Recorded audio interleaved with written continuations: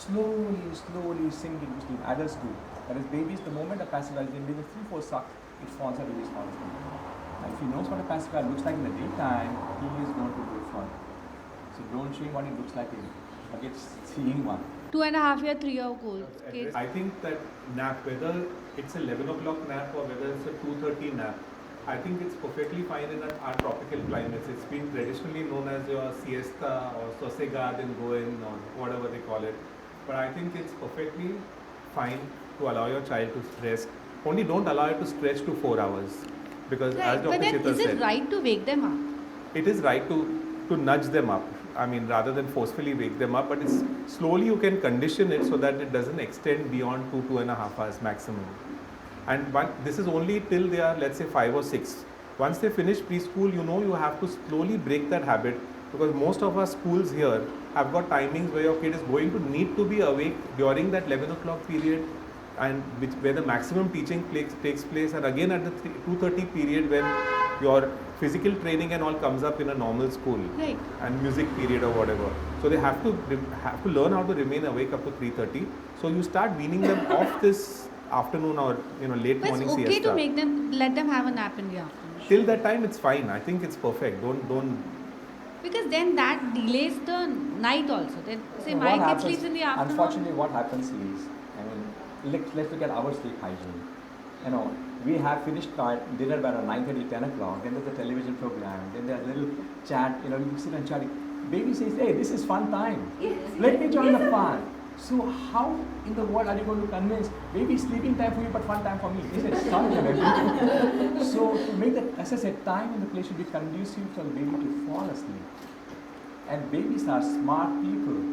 He's got one eye and the 1 ear open. The moment you get up, he's up. Mama. So that's what the whole thing is, the sleep hygiene of putting the baby to sleep is putting yourself to sleep. There's a winding down time for babies. Yes. Like you anticipate the time that you want to train your baby to go to sleep.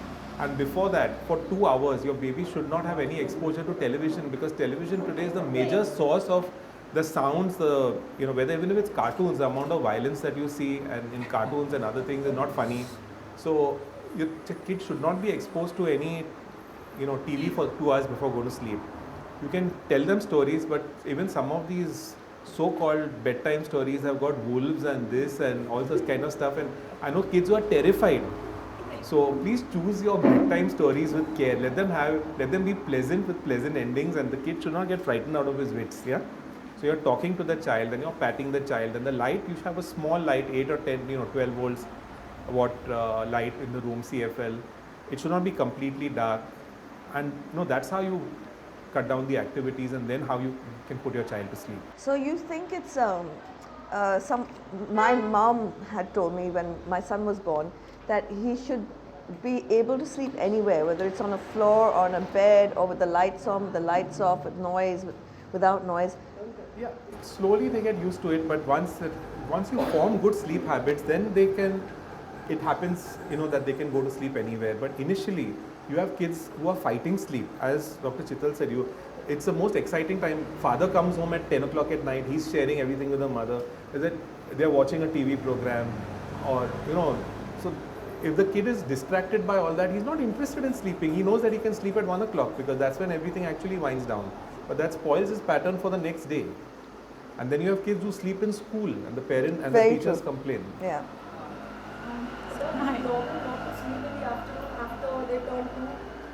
If the kid doesn't want to sleep, it's fine. Sleep-based. Sleep is entirely It's need-based. Every kid is different. Sleep and 2 biological functions which you cannot teach or you cannot impose. You sleep as much as you want to. But it's okay to be so active through the entire day without any break from 9 to 11. In fact, I'll just share a thing. Sleep is not basically for your physical tiredness. You cannot. It's not necessary. What you sleep for, like this 2 hours sleep cycle is for what? Why the NRM and REM sleep? Am I little too thick in this? No. Okay, fine. The interesting part is you sleep not for your physical tiredness. You sleep because your brain is to the recharge. And that's that. Only humans have a sleep cycle.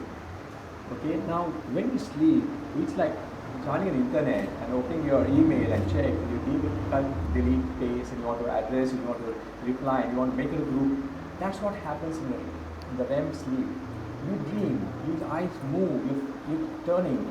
little jerkiness in limbs, all this is happening because the brain is extremely active. So it's the brain to be constantly in statute that you want to sleep. Babies who are intelligent can do it very fast. It's like broadband. Quick. In 2-3 cycles of sleep cycle, they're up and about. Pediatricians don't sleep a lot because of intelligent people. No, by default because we get phone calls. That's a different issue. But we need to sleep to finish that cut-paste thing. So those who are of a less intelligent need to sleep a long hours. So my child doesn't need to sleep. He won't sleep. He's finished his business in 3 sleep cycles. So it's your job to match your sleep cycle with the baby's sleep cycle. So fixing of your learning into your synapses. You must read about synapses in Lina's book. Yeah. What is a synapse? Kids who are trying to stay awake the whole night, cramming in information at the last minute, sleeping only 2 hours, drinking Red Bull at night, and trying to give an exam the next day, always falter. You need whatever you have learned. If you sleep 8 hours over that, it fixes in your head and you can reproduce it more efficiently the next day. So sleep also has that function, the fixing of your learning or the hardwiring of that learning into your neurons, that's your brain cells. Yeah. See, on Sorry, polio drops. Okay. Yeah, so we have injectable polio which all our Right. babies have taken, and now there is the polio drops which is mandatory. I need to understand what is the function of each and if they are substitutable, and if so, what's the purpose? All over the world, the oral polio vaccine has been given up because the injectable polio is the gold standard because that's actually helped to eradicate polio, and there's no risk of vaccine-induced polio. Okay. But the vaccine is relatively expensive, not yet available in India in the universal immunization program, which the government makes available to every child at the level of the municipal hospitals. See, we cannot only discuss this exclusive group when we're talking about a nation. The nation is much bigger than that. You are an elite 0.5%. India has not yet been able to deliver polio to every child, injectable polio to every child at the primary health center level. So there's still a role for the oral polio vaccine, which is cheap and which has been effective in at least bringing down polio to these levels with the concerted pulse polio vaccine programs over the last 10 years. So it will remain, and what they do in the pulse polio is they choose between P1, P2, P3 depending on the last strain which has been found in any outbreak or any isolated case. India has been polio free for 2 years now, by the way. The countries where it's still raging are Pakistan, Nigeria, Sub-Saharan Africa, where it's raging because of the Boko Haram and Islamic and other reasons where they are stopping the polio vaccine. But otherwise in India, we've not had any active case in the last 2 years. So they will continue doing the pulse polio program. Remember, the injectable polio gives you humoral, that is blood immunity and gut immunity to some amount. The oral polio vaccine gives excellent gut immunity. Please don't ignore the vaccine. Don't downplay it. If the government is trying very hard to kind of eradicate polio, and it may take another 2-3 years. So my message to you is give the injectable polio because that's your gold standard. You cannot not give that. That's right. But please continue cooperating with the government and giving the pulse polio vaccine whenever the campaigns take place. Dr. Chittal. So one second. So there's no question of contamination because they carry it in their thermos flask and they So are. that's why don't wait for them to come home and give it to you. Okay. Please take the trouble to go to a center which has been set up by the government on the fixed days. But to avoid that, go to a center. Like in Bandra, you've got Lilavati Hospital, you've got Holy Family Hospital, Right. St. Anne's School on Pali Hill, which is a center for the pulse polio, where it is stored under the proper conditions and with the right supervision. Go there and give it. You get the proper pulse polio vaccine. But that's a specific P1. Now, pediatricians don't have that vaccine. That is only distributed by the government through the pulse polio vaccine program. We would have a combined vaccine P1, P2, P3. Let's say you missed it out. One of the ways you can take it doesn't substitute for it, but it's at least a backup. When you go for any other vaccine, ask your pediatrician to give the pulse polio vaccine. But remember, it cannot be given with another oral vaccine, live vaccine, which is your rotaviral vaccine. Try and avoid giving those two together because there may be interference. Yeah? Okay. So let me confess that I've not been regular with the pulse polio. So should I start now? No harm. I just Yeah. got Deepak said about the technical part of it. The analysis is why do we need to go oral polio? Not because not only the government cannot afford to give so many billion children with injectable polio. That's one reason. Besides, when you give the pulse polio dose, it's called pulse. It's given at one moment for 5 million children in one go. What happens to this pulse polio? They inject the polio. They start passing this polio virus in the stool for the next 4 or 5 days, creating an area of polio vaccine virus around you, driving the environmental virus away. So you are creating an environment of polio vaccine in the environment, which keeps the wild virus away. That's why it is the pulse. Now, not giving the pulse polio, your child is in no way vulnerable at all, because you have already given the injectable polio, and as and when sometimes pulse, oral polio, your child is 100% safe. But you have not created an environment around your house which is free from polio. It's like having a nice bungalow in Dharavi. It's air conditioned, it's enamel painted, beautiful inside. Outside is Dharavi. Oh my God, what have I done for Dharavi? Nothing. So your guilt feeling is not towards your baby, but towards the community around. Now, I'll take a second question. Is why now? Why has it started again? When India has been polio free for the last 2 years, we have a certificate from the UNICEF that India is polio free. Because there are 1,012 cases of polio in Pakistan the last 1 year. Now Pakistan is, as the crow flies, you can easily get an imported polio. It's type 2. We have to change the strain of the virus now. All this time we getting type 1 because in Gandhinagar and in Malegaon they had type 1 about 4 years back. So they panic, my God, one thing can spread. We controlled that, contained that, and they have done a fantastic job going to small hilly areas just to do that 2 doses of Do Boon Jeevan Ke. They did that. But now, oh my God, Pakistan, Sudan and Sub-Saharan Africa, we are very close. I went to Jerusalem for a conference. I had to take polio and go. Oral polio, I could import polio from there. That's how it is. So this is the imported polio. So if you are afraid of doing something wrong, it's because you didn't help the community. That's about it. If you don't give, your child is 100% safe. But do give. Even if you've not given it before, catch up now and yes, continue doing till 5 years. Any child less than 5 years, now it's been 22nd of February, it's given. Okay, may I ask one more question? So this is on the vitamin deficiency, vitamin D deficiency. How do we identify that the child might be suffering from a vitamin D deficiency, and is typically at what age do we start giving them some kind of medication? You have a child who's sweating excessively. You have a child who loses hair in a particular way behind the head. You can actually see a bald patch which runs across the head. You have a child who, while feeding, sweats excessively on the upper lip and the forehead. While sleeping, the back of the pillow becomes extremely wet. Then you see certain things like size of the head relative to the body, slight swelling around the wrists or at the ankles. You have persistent bowing of the legs. The physiological bowing of the legs is something every kid is born with because that's how they fit into the uterus. But a persistent bow legs, knock knees, these are all subtle signs. One simple question sometimes alerts me to vitamin D deficiency. Mera baby AC may be, in the AC also my child is sweating continuously. Or then the AC or fan goes off for 5 minutes, my kid is really, and that's the thing that alerts you that you check for vitamin D. So I'm just talking about some alerting signs. I was quite surprised because I'm out in the sun all day long, and then I figured that it's our pollution and it's a layer of fog and all of that. So obviously I felt that even my kids might be deficient.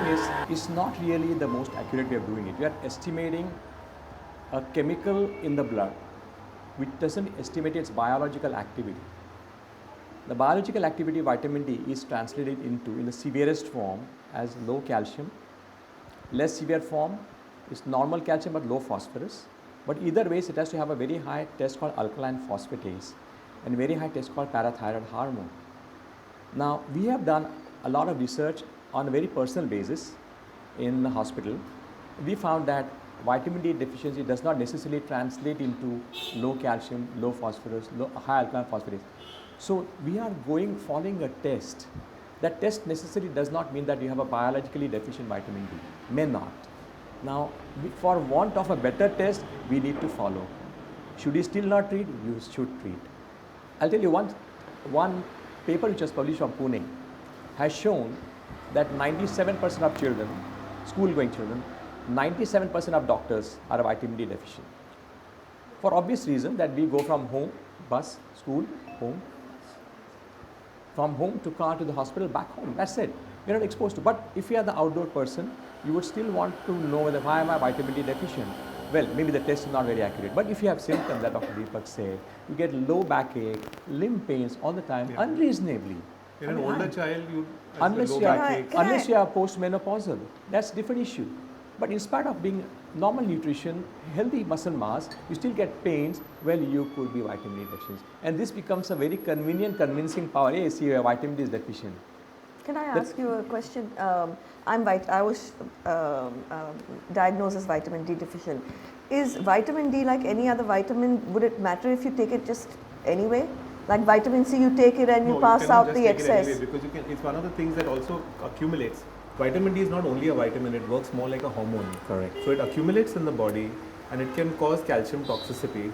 You can also be more prone to kidney stones if you're taking vitamin D more than what is necessary. So you cannot misuse that vitamin. And you cannot take it just as a vitamin supplement, just like that. It's better to check your levels and then decide whether you really need it or not. Okay. We are 8 children in the class. I think 6 of them are taking vitamin D. Isn't that a little surprising? Because even for my son, it was recommended. I generally stopped after a while. We are protecting our kids from the sun most of the time.